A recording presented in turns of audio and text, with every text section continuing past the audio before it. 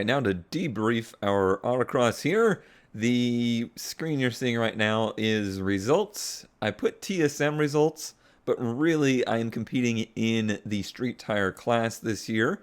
And what that means is if you have a car that is in a race tire class, but you want to compete on street tires, tires that have a 200 tread wear or higher, then you can compete in this class. So you see we have SMF, SM, an SSM, a VW class, which is apparently something new.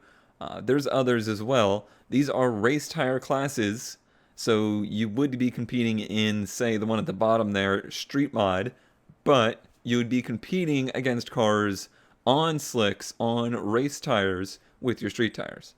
So that's why this class exists. It's very cool. And yeah, it makes for a very nice, full class to compete in, so you don't feel like you're out there alone. So we finished in the 5th place in the tire class with a 62.833. The main person I was competing against, or I would say just comparing myself to, is Pablo in his 96 240SX. The two of us have been competing together in our 240s for, gosh, it's got to be 5+ years now. So, we know each other very well, and we know our car's pace very well. His car is actually still naturally aspirated, but it is about as much power as you can get out of a naturally aspirated car. It is far superior. His build in the suspension and tire department is exactly where I want my car to be. So this gives me a lot of hope, seeing him up there with a 59.1 with a little bit of forced induction. I'm guessing he's probably getting ready to go for the KAT turbo route, as he used to have a single cam turbo 240SX. That, yeah, he could definitely be competing for victories with that car. A pair of 57s up at the top there in a very well prepared Integra. We're talking, aero and really a good strong motor and just a very well tuned suspension, stuff like that, as well as a supercharged FRS that is very well tuned and driven by a very good driver. So yeah, there's kind of the competition up there that I expect to be competing with once we get this car a little bit more shaken down and really start to focus on getting the suspension caught up to the street mod category. Not to give myself excuses, I'm just stating how it is. This car is still, suspension-wise, built to be an STX car, not a street mod car. So there's a lot left to do. There's a lot left in it. Again, very encouraging for me, and honestly, this event was more about getting the engine running right and being able to trust the engine setup on a track like this. This is about the hardest this car will be run in an autocross format. You can see how slow the first run was. I was very much so just shaking it down. I was very convinced that the engine was not going to perform. So this run was just to see, how things were going. And then from the 2nd run to the 5th run, very consistent. And yeah, I think I was getting just about the max out of that car that I feel like I was going to get on this day. I'm happy with the result, but now let's get on to the stuff that I'm more interested in at this point and look at some data. Alright, now we're looking inside of Mega Log Viewer, which will show us all the data captured onto my cell phone during the event. I finally got that working perfectly. We see clearly the 5 runs. And let's go through what I have shown here as of right now, and we'll go through and add some things later. But first off, we have RPM and throttle input up here. So 2 things to note with this is that I'm not sure the RPM is reporting correctly. It's either not reporting correctly or the tachometer inside of the car is very much so off calibration to the new kind of ignition system, which is very possible. I say this because we can clearly see in video the tach buried further than 7,000 RPM. It was probably towards 7,100, and the max RPM reported is 6,274. So there's a couple things to note there. If the tach in the car is wrong, then we have way more left to use, even though this setup, to be honest, not really going to make much power up there. The KA to begin with is not a very high-strung engine, and then the supercharger is going to be way out of its efficiency range at that RPM, so to go that high is unnecessary, but it might have saved us some shifting. The second graph here, this is the one that's a little hard to follow, but these are the AFRs. It looks like a jumbled mess. Well, they all look like a jumbled mess when you're zoomed out this far. The third row here is the manifold air temperatures. This is, to me, the most important one as of right now. And the fourth one is boost. So, max RPM, as I said, 6274. Max throttle input is 76%. According to this, I was never actually flat foot to the floor on the throttle. I can believe that. I really honestly can believe that. In Autocross, there's way more throttle modulation than there is accelerate then brake, accelerate then brake. That would be road racing or full road course, track running. It's very common that you're just constantly on and off the gas, and it could be that it's out of calibration a little bit, but my feeling is that it's highly likely that I was never actually full throttle, or maybe that's something I need to work on mentally, is down the straightaways, making sure that I'm not just accelerating, that I'm actually getting foot all the way to the floor, because with a positive displacement supercharger like this, the difference between, 80% throttle and 100% throttle could be quite significant. So that might just be a changeover from the NA car where 70% throttle and 100% throttle was basically the same power. In this setup, that could be much different. The Minimax AFRs are pretty much irrelevant because they will dive down or spike up depending on what's going on with the idle or shutdown and startup. Min and max temps, so 76.1, that's about ambient temperature in the morning, so we know that's where we were starting. The max temp is 178.1, and there's something very interesting there that you probably already see.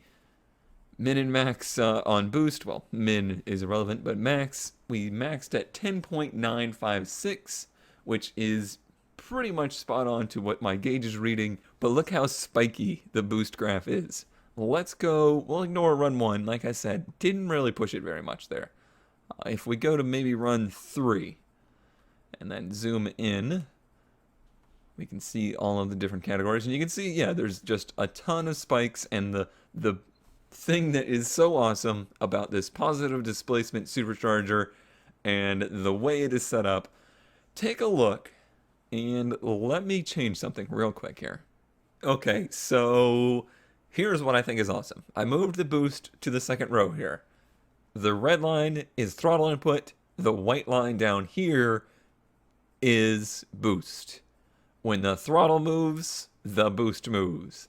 When you put the gas down, you get the forced induction. It's exactly why I always thought this kind of supercharger setup was perfect for Autocross and justifies to me trying to make this setup work. And let's take a closer look here. This is a pretty good pull right here. Looks like this would have been going down, actually this one here is definitely going down that back straightaway where we're hitting our max speeds. We want to be in the low 12s to high 11s to be safe. Now that's under wide open throttle. We're not exactly under wide open throttle here, now are we? In fact, in this whole segment, we're only at like 40% throttle. So let's actually find one where we're a little bit higher. That's probably the starting one here, or maybe the one down here. So like even in that fast section down the back straightaway, which may have been this or this, probably this. That's the fastest part of the course, yes, but I'm still weaving through slaloms and stuff like that, so I'm probably not flat out through any of it. So I guess we'll look here. This, I believe, is likely coming up over the hill, because that's one of the places where I was, accelerating as much as I possibly could. And our AFRs are in the mid-12s.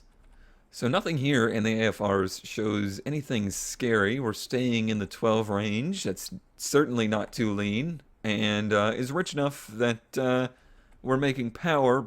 Probably, we could make a little bit more power to be a little bit on the leaner side, but good safe numbers there. So the number one thing that we wanted to see this event is what the manifold air temperatures were doing. We start this run at 119 degrees. This temperature gauge is actually mounted in the plate that the supercharger is mounted to. It is in the boosted portion of the air, so it reads the air temperatures after they've gone through the supercharger. And you can see here, right out of the gate, they will shoot up. However, they're only shooting up to, let's see here, a max. So that's right, probably shifting into second. Pulling hard and shifting into second, 149. What's neat is that it's dropping right after that. And for the rest of the run, every time that we're hitting boost, we're getting the water spray. It's cooling down as we run. That is dramatically different than what I saw in that teensy tiny little autocross we did at the Regency event. And even in those runs, the temperature would just climb the whole way through. So to see these dropping as we run is really great. And then this, immediately after we're done with the run, the temperatures just fall right out. So the actual manifold itself is not retaining as much heat either. And that's on the third run. So the engine's already been run pretty hard twice. Now if we look at the fourth run, pretty similar. Looks like 148, 149 there. And those are doable temperatures. They're not as low as they would be in a nice intercooled setup, sure. But those are very doable temperatures. And I'm thinking that I will definitely be changing the range that it is spraying and trying to get it to spray a little bit earlier. Probably not getting that engaged enough during the runs. Although I can say at the end of the day, we had used about, I would say, in between a half and 3/4 of that tank's water. So that's something I will be having to bring extra of, especially if we're going to spray more. But these numbers are great. These numbers are very safe, and yeah, I'm quite pleased with those results. So on the fifth run, I noted after that run was done, it's hard to process this data there because I get so focused on the driving that I kind of forget about what's going on with the car. I'm also notoriously bad at looking at gauges, which is not a great thing for a car like this. But on the fifth run, I noticed in video, I had moved the camera to show the dash so I could see the gauge and see like the boost, the temperatures, and most importantly to me, see how the water spray is doing, how the water meth system is doing, the snow performance system. Throughout that whole run, couldn't see the gauge doing a damn thing. Like, it doesn't seem like it displayed anything. I don't know for sure that it wasn't on, but let's look at the data real quick and decide if it was on or not. Instantly, right off the line, shoots to 164. Second pull, 170. Third pull, 173. Last pull, high of the day. See if we can get it right on there. 178 degrees. Those are exactly the kind of numbers that I saw at Regency. And look at the way it goes through the run. Instead of cooling as we go through the run, it's increasing. Every time we're using the supercharger, it's not only heating the air, it's also heating the blower, it's heating the intake. Everything's getting hot. So way harder to shed that heat after the run. So even after we're done, we're idling, we're getting back to the paddock, we're still at higher temperatures than we were seeing in the max of the other runs. So obviously, we had some kind of failure in the spray system. Either it was not working, it was not engaged properly, it had a fault. I have no idea, because my ridiculously dumb self never took the moment to look at the gauge. So I'm definitely going to have to be much more adamant about checking gauges with this setup. it's hard. It's very difficult because I get extremely focused on driving and, just performing, on the course as well as I can. But luckily, it still ran. It certainly felt down on power to me. Like, it felt much flatter that last run than any other. And the data, it backs that up. The good news is, despite the fact the temperatures were very high, the AFR stayed within safe range. So, very clear evidence that the water spray works. It's very effective. But when it doesn't work, it's not the end of the world, at least in this current tune. But it's something I definitely need to make sure is constantly working. And yeah, that was this data right here. It made me very excited because I didn't know that that had happened. And it's something I was very curious about. What is the difference between having it on and having it off? And the difference is just so plainly, obviously visual that it's just really phenomenal. I'm very, very happy that I ended up going this route because I think it is the only way we're going to get the most out of the setup. And it's just really fantastic that we get this awesome visual explanation of what it's doing. All right, so that's the serious stuff. There's also some silly stuff we can look at. So in the way that it records data on the phone, we can also look at things like acceleration force. And let's do on this one, somewhere in here, there is also lateral force. So in all the runs, our max acceleration g-force was 1.363, and the max negative, our max braking, was negative 1.299. So obviously we need better brakes. The max in lateral G's and turning is 1.4. Now those are spikes, so that data you can't really say, yeah man, I have 1.4 G's of turning force. That could easily be a bump in the middle of the turn that spikes it up that high. But if we look here, in the turns, we're getting consistently above 1, like 1.1 there. Here we're getting into, I think, like the 1.2-ish range. Yeah, 1.2, 1.3. So even though those tires aren't fantastic, they still do grip. They do grip. Unfortunately, there's not, as far as I've seen so far, a great way to overlay this data with video. That's something I'm looking into, and I really would love to figure out how to do. But as of right now, I don't have an easy way to do it, so we'll just have to stare at these little line graphs and be excited about that. So that was just something that I thought might be interesting to look at. I don't believe there is velocity. Unfortunately, it doesn't look like there's an easy way to display the speeds off of the GPS system, but there's a way to do it calculated, and maybe I'll try to set that up for future events.